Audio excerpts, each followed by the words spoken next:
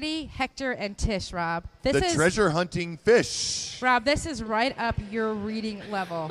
No, you should get through this by the weekend and give me a report back on Monday. A little complicated for me because there's more than one sentence on a page. You know, what a great little book that was inspired by the Florida Aquarium. Brenda Martin, thank you very much for joining us. Thanks for having me. This is such a great. If somebody can turn the camera back on me. Oh, there you go. It all here. This is a great little book, and children should love it. Why don't you talk? I'll give it back to you. Okay. Congratulations on your first book. Thanks. Tell us about it. Well, a long time ago in a town called Tampa Bay, I worked at the Florida Aquarium with a couple of other people in the theater department. And you remember way back when nothing was down there and they laid everybody off? We were some of the people who got laid off. Ooh. But on my first day there, I went on a tour and found out about the flounder and how funny looking the flounder is. But did you know they start out normal? They start out like regular fish, and then they actually morph down in the ground and put their eyes go over the same side of their head. Over to the other side of their head, and I thought, man, if I woke up one day and found my eye on the other side of my nose, I'd be like, not happy. So how depressing is that? So I decided that this was a great thing to write about because the truth is that the asset that they get for this liability is they're the greatest detectives in the world because you can't see them. Even when the person says you see them, I'm like, no. But I don't see other sides of their head. Well, they swim down in the sand and they can just check things out with their eyes. Exactly, they're cool.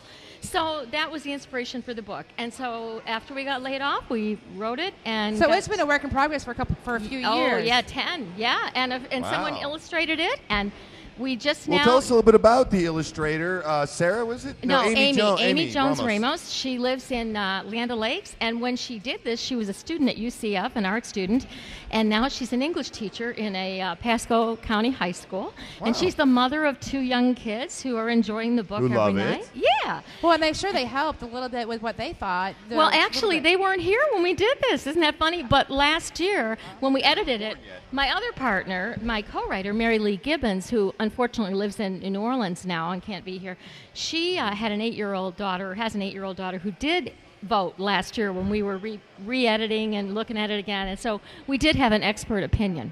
Yeah, you did. How are you getting this out to people? Where can people buy these? Or you can sentence right off of there, Janet. No. How you doing this thing? How you making it happen? How you selling it? How you making some money on it? Because you can't just do it for fun. It's available. God, you guys are so funny. You're so crazy. It's available at barnesandnoble.com, and you can order it at any bookstore. You have to ask for Freddie, Hector, and Tish, the treasure hunt fish. It's about self-esteem, being a good friend. The true treasures in life are feeling good about yourself and others. It's a great little book. And also you can go to my website, which is sad. It's got a happy ending, right? It's very happy. BrenmarCommunications.com, and then look for books, click on books, and then you can actually see the first 6 pages of the book on my website. We saw that on your website. Did you? Yes, Isn't that a cool little gizmo? Yeah. It was really cool. How are sales been going so far? Great. I did a book signing last week, and I was featured at Independent Day School in Carrollwood as the Young Author Day presenter. Kids were so cool. Oh, yeah. 180 kids I read this to, and they looked at the pictures on an overhead, asked such great questions. I mean, they were really into the story. How cool is that? I bet you're How cool great. Is that? I mean, that's awesome. You probably tell a great story. I know. I bet you're a great storyteller. Oh, well, thanks. Well, it doesn't hurt that I've been an actress for a long time, too. So it all you know how everything seems to happen in a real weird pattern, and then suddenly, wow, it's cake. Okay, who would ever think eggs and flour, you know? It's convergence, unlike Media General. Brenda, give us again your URL for that book. Okay, I'm on this.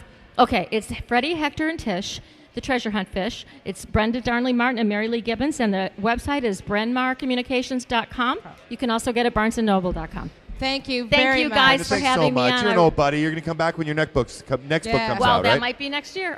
What a great Rolling, girl. Thanks for having me, guys. You're welcome.